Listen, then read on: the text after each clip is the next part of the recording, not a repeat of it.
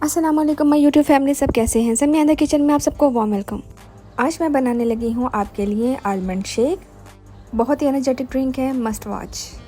Half के जी बादाम को सारी रात भिगो के सुबह पील ऑफ करके इसको थोड़े से दूध में डाल के इसको कर लिया ब्लेंड।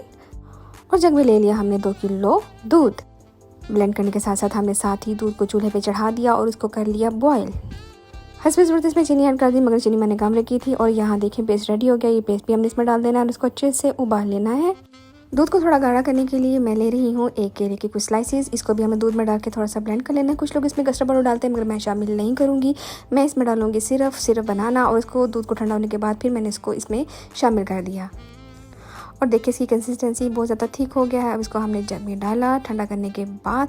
और जनाब ये हो गया है बादामों का शेक रेडी। आपको कैसा लगा प्लीज़ कमेंट बॉक्स में आएँ, जल्दी बताएं और मुझे बताएं मैं नेक्स्ट कौन सा ड्रिंक बनाऊँ आपके लिए। टेक केयर, अल्लाह हाफिज़।